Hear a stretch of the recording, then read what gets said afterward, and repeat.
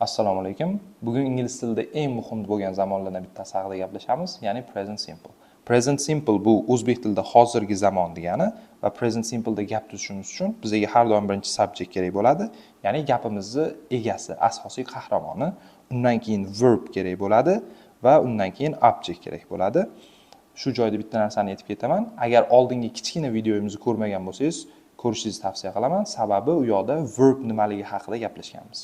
Present simpleda gapirayotganda gapingizni subjectiga qarab siz verbga qo'shimcha qo'shsangiz bo'ladi yoki qo'shmasangiz bo'ladi. Agar subjectingiz I, you, we, they yoki ko'plik bo'ladigan bo'lsa, ya'ni bittadan ko'p narsa bo'ladigan bo'lsa, misol uchun frogs yoki Anvar and Sobir bo'ladigan bo'lsa, unda verbni o'zi ishlatiladi, hech qanaqa qo'shimcha qo'shilmasdan.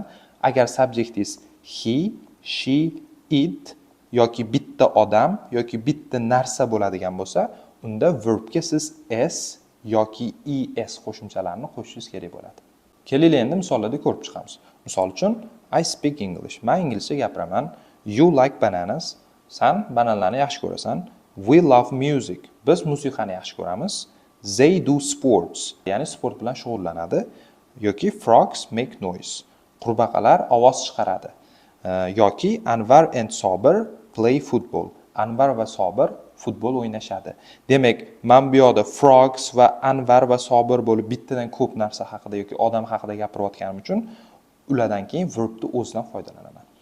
Lekin Sobirni o'zi bo'ladigan bo'lsa yoki your dog bo'lib bitta kuchuk bo'ladigan bo'lsa, ya'ni bitta narsa yoki hayvon bo'ladigan bo'lsa, har doim undan keyingi kelayotgan verbga es yoki s qo'shimchasini qo'shaman. Misol uchun Sobir goes to work.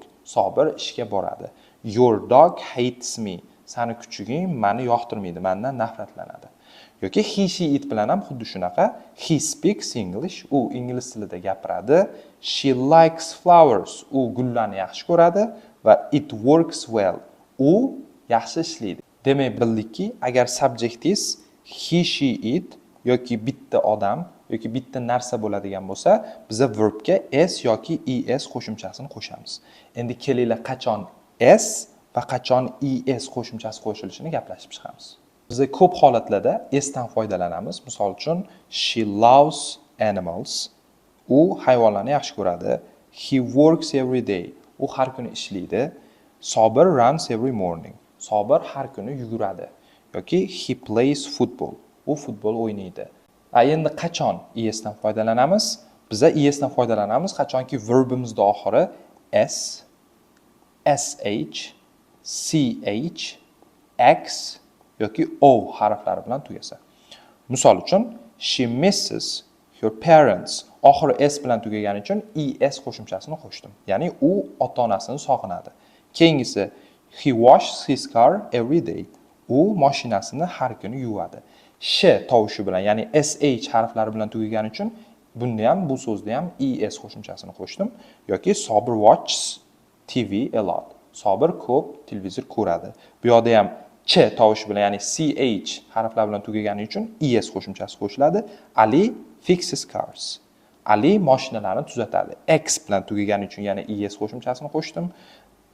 G'ani, ya'ni Gani goes to school. G'ani maktabga boradi. O bilan tugagani uchun es qo'shimchasini qo'shdim. Ingliz tilida bizda have degan verb bor. O'zbek tilida ega bo'lmoq degani, sodda qilib aytganda bor degani. Misol uchun meni ikkita akam bor demoqchi bo'lsam, men aytaman I have two brothers. Meni ikkita akam bor.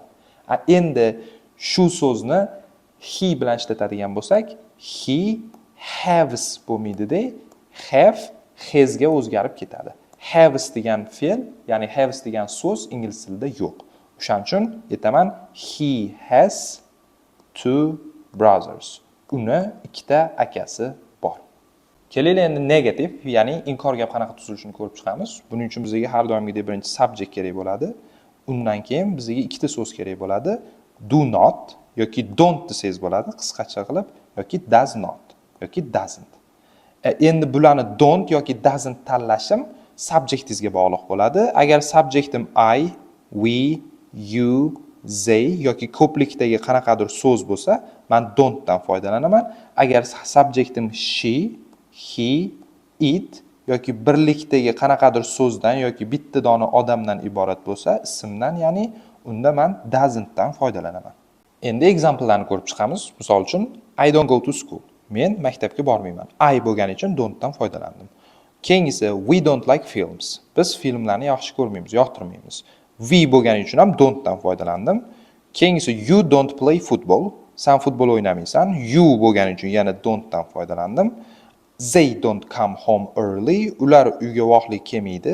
They bo'lgani uchun yana don't dan foydalandim. Dogs don't like cats. Kuchuklar mushuklarni yoqtirmaydi. Dogs bu ko'plik bo'lgani uchun undan keyin don't ishlatdim. Subjectim she bo'ladigan bo'lsa, misol uchun she doesn't like you bo'ladigan bo'lsa, unda doesn't ishlataman, ya'ni u seni yoqtirmaydi, yoki he doesn't want money. U pulni xohlamaydi. Keyingisi it doesn't work. Nimagadir qarab ishlamaydi u demoqchi bo'lsangiz, aytasiz it doesn't work. It bo'lgani uchun ham doesn't dan foydalanaman. Yoki bitta dona odam ismi bo'ladigan bo'lsa ham har doim doesn't ishlataman. Misol uchun Sobir doesn't speak English. Ya'ni Sobir inglizchadan gapirmaydi. Keyingisi this dog, ya'ni bu kuchuk doesn't eat meat. Bu kuchuk go'sht yemaydi. Bu yerda ham doesn't ishlatdim, sababi this dog. Bu yerda bitta kuchuk haqida gap ketyapti. Savol gaplarga keladigan bo'lsak, ozgina o'zgarish bo'ladi. Gapni subject bilan boshlamaymiz-da, do yoki does bilan boshlaymiz. Qachon do ishlatamiz? Qachonki subjectingiz you, I, we, they yoki ko'plikdagi qanaqadir so'z yoki so'zlar bo'lsa. Qachon does ishlatamiz? Qachonki subjectingiz he, she, it yoki birlikdagi ism yoki nimadir narsa bo'ladigan bo'lsa. Masalan, sen inglizcha gapirasanmi demoqchi bo'lsangiz, aytasiz do you speak English? Yoki odatda o'zimizdan o'zimiz kam savol so'raymiz-ku. Agar o'zingizni savol so'ramoqchi bo'lsangiz, aytasiz, misol uchun do I go to school? Ya'ni men maktabga boramanmi? Do we have money? Bizning pulimiz bormi o'zi? Yoki do they live here? Ular shu yerda yashaydimi? Do monkeys like bananas? Maymunlar bananni yaxshi ko'radimi o'zi? Yoki do Anvar and Sobir play football? Anvar bilan Sobir futbol o'ynaydimi? Does bilan ham xuddi shunaqa. Does he speak Uzbek? U o'zbekcha gapiradimi? Yoki does she like flowers? U gullarni yaxshi ko'radimi? Does it eat meat? Misol uchun hayvonga qarab does it eat meat desangiz bo'ladi. U go'sht yeydimi degan ma'noda. Yoki does Sobir live here? Sobir shu yerda yashaydimi? Does your cat eat bread? Sani mushuging non yeydimi? Shu savollarga ha yoki yo'q deb javob bermoqchi bo'lsangiz, bizga short answerlar kerak bo'ladi. Bular misol uchun yes I do yoki no I don't. Endi bularni qanaqa qilib tuzamiz? Agar ha demoqchi bo'lsangiz, bizga birinchi yes kerak bo'ladi. Undan keyin I, you, we, they, he, she dan foydalanib, undan keyin so'zingizga qarab do yoki does dan foydalanasiz. Agar yo'q demoqchi bo'lsangiz, bizga no kerak bo'ladi. Undan keyin yana I, you, we, they, he, she dan bittasi va don't yoki doesn't. Misol uchun do you speak English? Ya'ni sen inglizcha gapirasanmi? Ha demoqchi bo'lsangiz, sizdan so'ragani uchun siz aytasiz, ha, men shunaqa qilaman. Ya'ni yes I do. Yo'q demoqchi bo'lsangiz, aytasiz no I don't. Yo'q, men unaqa qilmayman. Endi keyingi savol, does he eat meat? Ya'ni u go'sht yeydimi? Agar siz ha demoqchi bo'lsangiz, u haqida so'ralgani uchun ha, u shunaqa qiladi deyishingiz kerak. Bu yes he does bo'ladi. Yo'q, u unaqa qilmaydi demoqchi bo'lsangiz, no he doesn't deysiz. Keyingi savol, do Anvar and Sobir go to school? Ya'ni Anvar va Sobir maktabga boradimi? Bu yerda ikkita odam haqida gap ketyapti. O'shaning uchun ha, ular shunaqa qiladi demoqchi bo'lsangiz, aytasiz yes they do.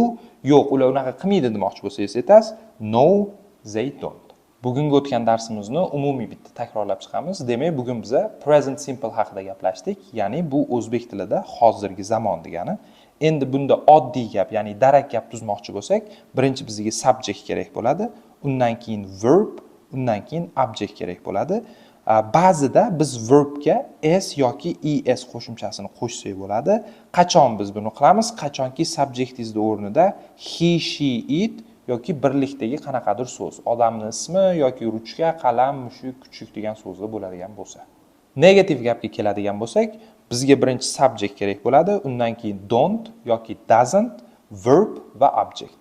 Agar subjectingiz he, she, it yoki birlikdagi so'z bo'ladigan bo'lsa, misol uchun odamning ismi, narsalarning nomi, unda biz doesn't dan foydalanamiz. Qolgan hollarda don't ni ishlatamiz. Savol gaplarga keladigan bo'lsak, biz gapni do yoki does bilan boshlaymiz. Undan keyin subject, undan keyin verb va gap oxirida bizga object kerak bo'ladi. Agar subjectingiz he, she, it yoki birlikdagi qanaqadir so'zdan iborat bo'lsa, ya'ni misol uchun odamning ismi Sobir, Olma yoki boshqa narsa bo'ladigan bo'lsa, unda biz does dan foydalanamiz. Hozir ekranda savollar chiqadi. Videoni pauza qilib shu savollarga qisqa javoblar berishga harakat qilib ko'ring. Present Simple mavzusi bo'yicha tushunarli va qilishga oson mashqlar faylini Telegram kanalimga joylab qo'yganman. Link orqali kirib foydalansangiz bo'ladi.